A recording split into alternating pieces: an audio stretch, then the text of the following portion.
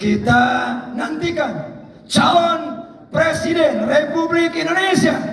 Kita undang ke atas panggung Bapak Haji Anies Rashid Baswedan PSD untuk hadir ke atas panggung memberikan motivasi kemenangan buat Partai Keadilan Sejahtera dan untuk bangsa Indonesia. Bapak Ibu, 2024 Anies Baswedan. Kepada Bapak calon Presiden dipersilakan.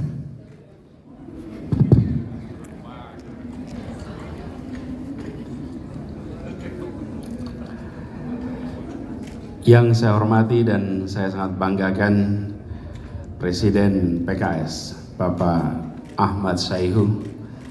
Insyaallah beliau selalu diberikan kesehatan, dimudahkan dalam menjalankan amanat yang amat besar ini.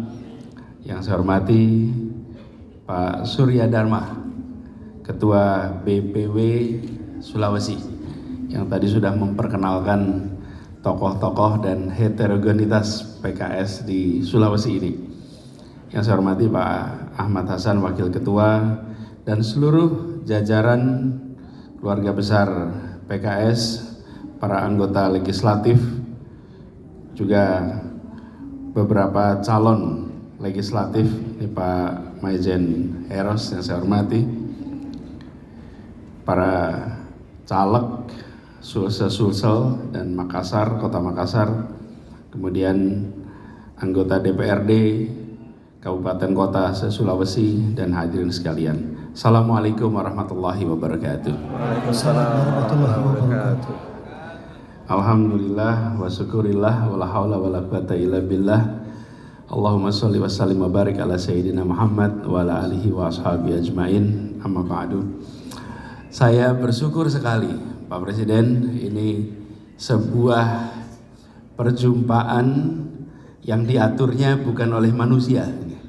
Diaturnya sama yang di sana nih.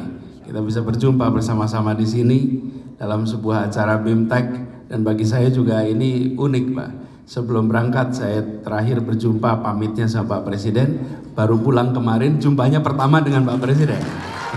Jadi alhamdulillah, bersyukur kami baru pulang kemarin, dan bersyukur sekali ini menjadi mimbar pertama yang saya hadiri sepulang haji ini, hari ini. Jadi kita bersyukur, dan rasanya melihat semangat di sini tanda-tandanya kuat ini. Soliditas terus dijaga, dan kita semua berharap ikhtiar perubahan ini nantinya mendapatkan ridhonya dan terlaksana untuk Indonesia nanti. Tantangan yang kita hadapi tidak kecil, rasanya cukup besar, tapi tantangan besar itu bukan berarti berat. Kadang-kadang kita secara tidak sadar bilang, wah ini berat, ini bukan, ini besar. Berat ringan itu soal ridho. Berat ringan itu soal perasaan, tapi besar.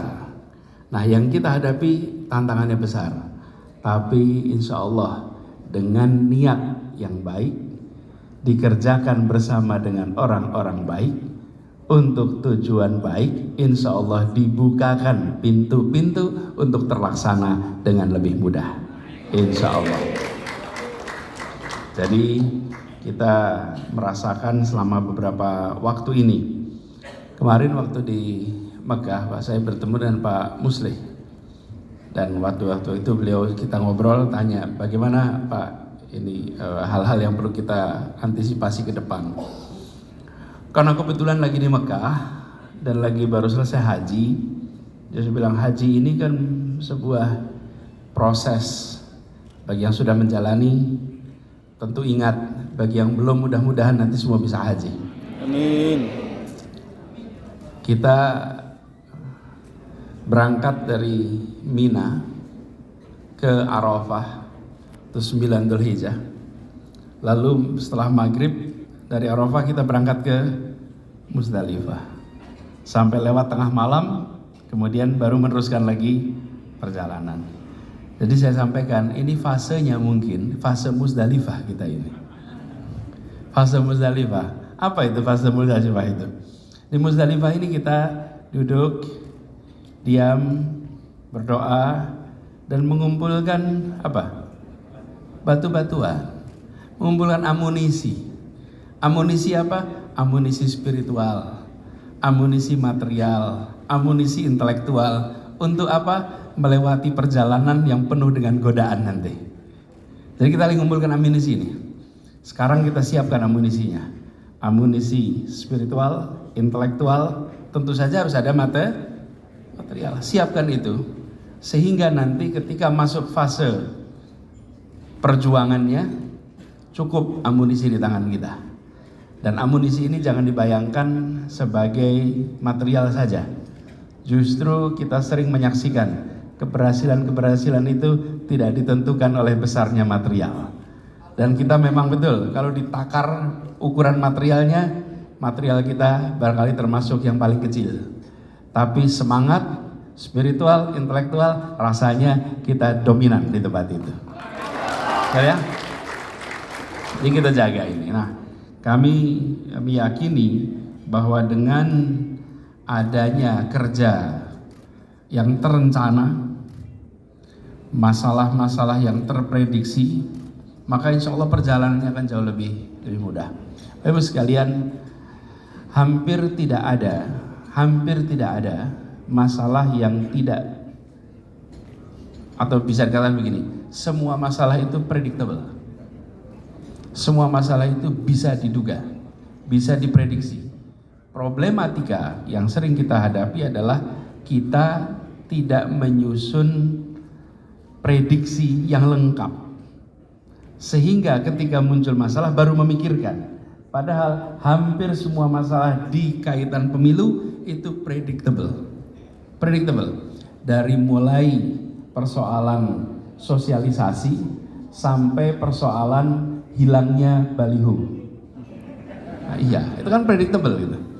Nah, jadi maksud saya kalau kita bersama-sama bisa menyusun secara lengkap apa-apa saja yang potensi muncul dan menyiapkan secara lengkap apa saja langkah yang harus dikerjakan, maka tidak ada kejutan sepanjang perjalanan ke depan. Kenapa? Karena semua bisa diprediksi. Pemilu sudah berjalan berkali-kali. Dan bapak-bapak ibu semua di sini sudah berpengalaman melewati berbagai fase pemilu.